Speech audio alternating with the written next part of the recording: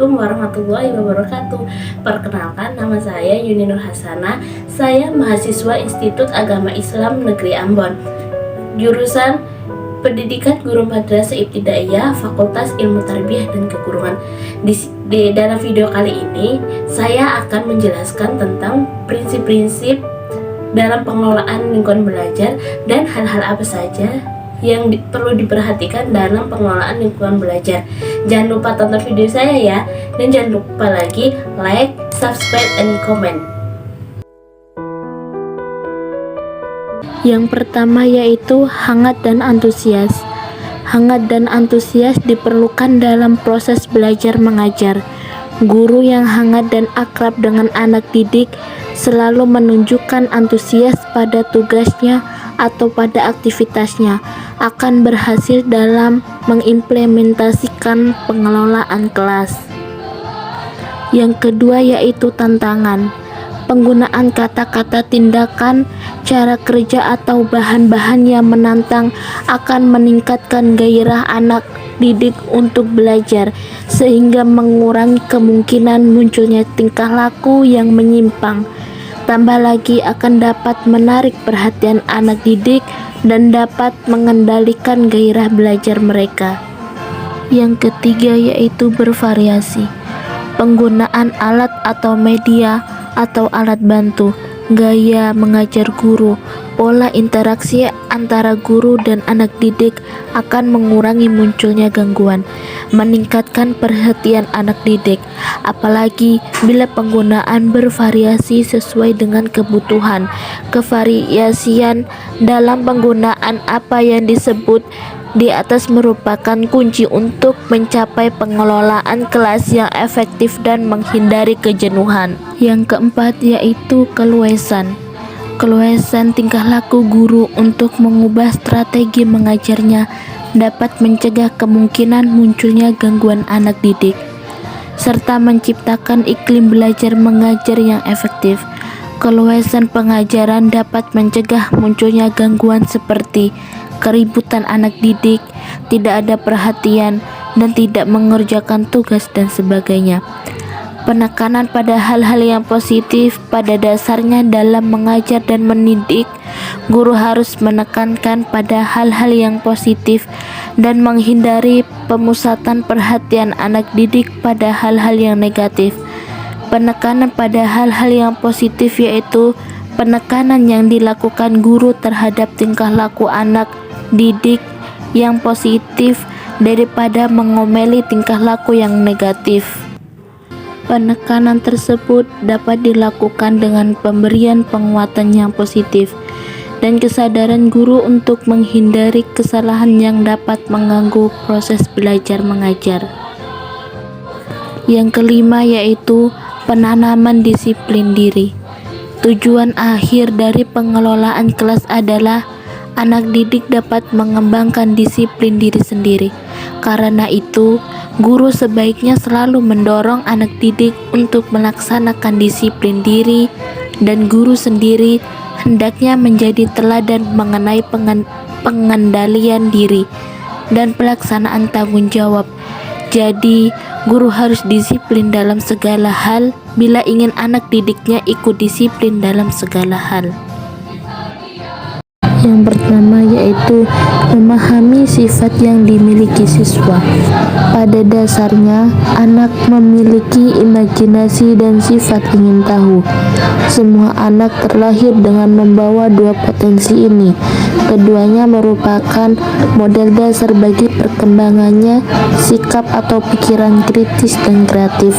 Oleh karenanya, kegiatan pembelajaran perlu dijadikan lahan yang kita olah agar menjadi tempat yang subur bagi perkembangan kedua potensi anugerah Tuhan itu. Suasana pembelajaran yang diiringi dengan pujian guru terhadap hasil karya siswa, yang disertai pertanyaan guru yang menantang dan dorongan agar siswa melakukan percobaan merupakan pembelajaran yang baik untuk pengembangan potensi siswa. Yang kedua, memahami perkembangan kecerdasan siswa.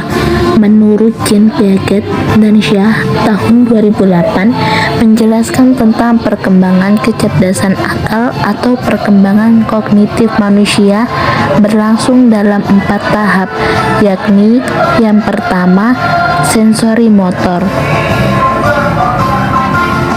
yang berusia 0 sampai 2 tahun. Yang kedua praoperasional pada usia 2 sampai 7 tahun. Yang ketiga konkret operasional yang berusia 7 sampai 11 tahun. Yang keempat formal operasional yang berusia 11 tahun ke atas. Jadi kita sebagai guru harus memahami perkembangan kecerdasan siswa kita karena siswa kita memiliki kecerdasan yang berbeda-beda. Yang ketiga yaitu mengenal siswa secara perorangan.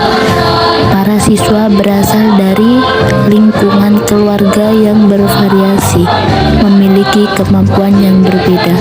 Dalam PAIKEM, perbedaan individual perlu diperhatikan dan harus tercermin dalam kegiatan pembelajaran.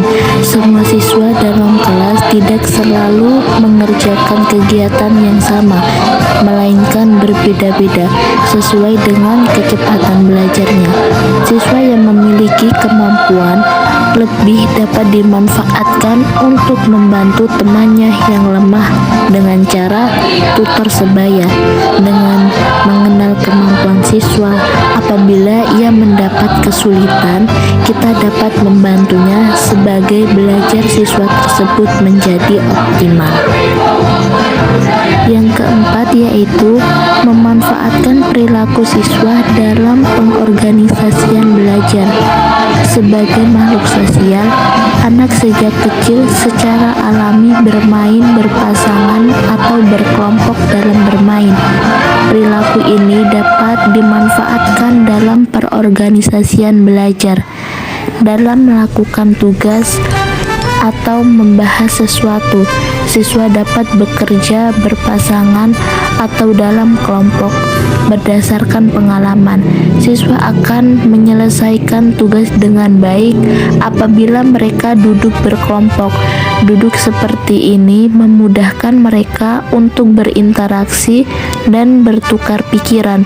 Namun demikian, siswa perlu juga menyelesaikan tugas secara perorangan agar bakat individunya berkembang. Yang kelima yaitu mengembangkan kemampuan berpikir kritis, kreatif, dan kemampuan memecahkan masalah. Pada dasarnya, belajar yang baik adalah memecahkan masalah, karena dalam belajar sesungguhnya kita menghadapkan siswa pada masalah. Hal ini memerlukan kemampuan berpikir kritis dan kreatif. Kritis untuk menganalisis masalah dan kreatif untuk melahirkan alternatif pemecahan masalah.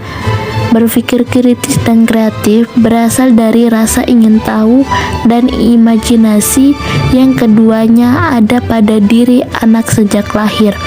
Oleh karena itu, tugas guru adalah mengembangkannya, antara lain dengan sering memberikan tugas atau mengajukan pertanyaan terbuka dan memungkinkan siswa berpikir mencari alasan dan membuat analisis yang kritis pertanyaan dengan kata-kata mengapa, bagaimana kalau, dan apa yang terjadi jika lebih baik daripada pertanyaan dengan kata-kata yang hanya berbunyi apa, di mana, berapa, kapan, yang umumnya tertutup. Jawaban yang betul hanya satu. Yang keenam yaitu mengembangkan ruang kelas sebagai lingkungan belajar yang menarik. Ruang kelas yang menarik merupakan hal yang sangat disarankan dalam PAIKEM. Hasil pekerjaan siswa sebaiknya dipajangkan untuk memenuhi ruang kelas. Selain itu, hasil pekerjaan yang dipajangkan diharapkan memotivasi siswa untuk belajar lebih baik dan menimbulkan inspirasi bagi siswa lain. Materi yang dipajangkan dapat berupa hasil kerja perorangan, pasangan, atau kelompok. Pajangan dapat berupa gambar, kaligrafi, peta, diagram, model, benda asli, puisi, karangan, dan sebagainya. Ruang kelas yang penuh dengan pajangan hasil pekerjaan siswa dan ditata dengan baik dapat membantu guru dalam kegiatan pembelajaran karena dapat dijadikan rujukan ke kita ketika membahas sebuah permasalahan. Yang ketujuh yaitu memanfaatkan lingkungan sebagai sumber belajar. Lingkungan, fisik, sosial, dan budaya merupakan sumber yang sangat kaya untuk bahan belajar siswa. Lingkungan dapat berperan sebagai media belajar dan objek kajian atau sumber belajar. Penggunaan lingkungan sebagai sumber belajar sering membuat siswa merasa senang dalam belajar. Belajar dengan menggunakan lingkungan tidak selalu harus di luar kelas. Bahan dari lingkungan dapat dibawa ke ruang kelas untuk menghemat biaya dan waktu. Pemanfaatan lingkungan dapat mengembangkan sejumlah keterampilan seperti mengamati dengan seluruh indera, mencatat, merumuskan pertanyaan, berhipotesis, mengklasifikasi, membuat tulisan, dan membuat gambar atau diagram. Kedelapan adalah membedakan antara aktif fisik dengan aktif mental. Banyak guru yang cepat merasa puas saat menyaksikan para siswa sibuk bekerja dan bergerak. Apalagi jika bangku diatur berkelompok dan para siswa duduk berhadapan, situasi yang mencerminkan aktif fisik seperti ini bukan ciri berlangsungnya PAIKEM yang sebenarnya, karena aktif secara mental lebih berarti daripada aktif secara fisik. Sering bertanya, mempertanyakan gagasan orang lain, dan mengungkapkan gagasan merupakan tanda-tanda aktif secara mental. Syarat berkembangnya aktif mental adalah tumbuhnya perasaan tidak takut seperti takut ditertawakan, takut disepelekan, dan takut dimarahi jika salah. Oleh karena itu, guru hendaknya menghilangkan penyebab rasa takut tersebut, baik yang muncul dari temannya maupun dari guru itu sendiri. Berkembangnya rasa takut sangat bertentangan dengan prinsip PAIKEM. Yang kesembilan yaitu pengelolaan kelas. Masalah pokok yang dihadapi guru, baik pemula maupun yang sudah berpengalaman, adalah pengelolaan kelas. Pengelolaan kelas merupakan masalah tingkah laku yang kompleks, dan guru menggunakannya untuk menciptakan dan mempertahankan kondisi kelas sedemikian rupa sehingga anak didik dapat mencapai tujuan pengajaran secara efisien dan memungkinkan mereka dapat belajar. Dengan demikian, pengelolaan kelas yang efektif adalah syarat bagi pengajar yang efektif. Suatu kondisi belajar yang optimal dapat tercapai jika guru mampu mengatur anak didik dan sarana pengajaran serta mengendalikannya dalam suasana yang menyenangkan untuk mencapai tujuan pembelajaran. Juga berhubungan interpersonal yang baik antara guru dan anak didik dengan anak didik merupakan syarat keberhasilan pengelolaan kelas. Pengelolaan kelas yang efektif merupakan syarat mutlak bagi terjadinya proses belajar mengajar.